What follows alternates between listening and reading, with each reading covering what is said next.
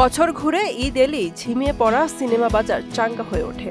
এবারও ব্যতিক্রম নয়। ব্যবসায়িক সাফল্যের আশায় পরিচালক প্রযোজকরা যেমন মুখিয়ে থাকেন ঈদের সিনেমা মুক্তি দিতে, তেমনি দর্শকরাও মুখিয়ে থাকেন পরিবার পরিজন নিয়ে কি ছবি দেখা যায় তা নিয়ে। তাই প্রতি ঈদের মতো এবারের ঈদকে কেন্দ্র করে মুক্তি পাবার অপেক্ষায় থাকা ছবিগুলো নিয়েও বেশ আলোচনা চলছে।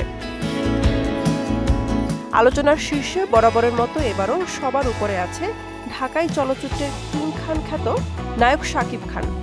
নায়ক শাকিব খান অভিনীত বরবাদ ছবি। এছাড়াও ঈদ উল ফিতরের মুক্তির অপেক্ষায় জঙ্গলি, দাগি এবং জিন 3 এর মতো সিনেমাগুলো।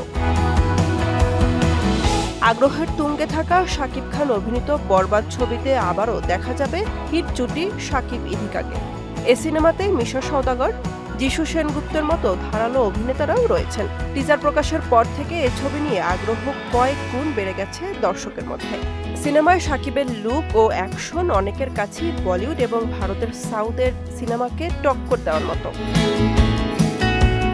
শিহাব শাহীনের হাত ধরে নিজের দ্বিতীয় সিনেমা দাগি নিয়ে ফিরছেন আফরান নিশো। এতে সবার আগ্রহ যে 2023 সালে প্রিয়তমা এবং সুরঙ্গ এর যে প্রতিযোগিতা ছিল তার পুনরাবৃত্তি কি হতে পারে বরবাদ এবং দাগির মাধ্যমে। এই ছবিতেও আফরান নিশোর বিপরীতে অভিনয় করছেন তমা মির্জা, আরও আছেন সুনেহরা বিনতে কামাল। মুক্তির তালিকায় থাকা আরেক সিনেমা হলো সিয়াম আহমেদ, বুবলি এবং দিঘি অভিনীত জঙ্গলি। সিনেমার নামের সাথে মিল রেখে সিনেমাটির প্রকাশিত লুকে নজর কেড়েছে সিয়াম। এরই মধ্যে তাহসান ও আতিয়া আনিশার গাওয়া জনম জনম শিরোনামের একটি গানও প্রকাশিত হয়েছে। ঈদ উপলক্ষে সত্য ঘটনা অবলম্বনে জাজ মাল্টিমিডিয়া আনছে ভৌতিক সিনেমা জিন 3।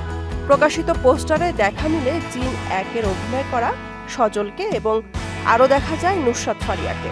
এখন শুধু সময়ের অপেক্ষা কোন ছবি দর্শক এবং বক্স অফিসে জায়গা করে নিতে পারে। বুশরাত জাহান, মোহনা ডিজিটাল।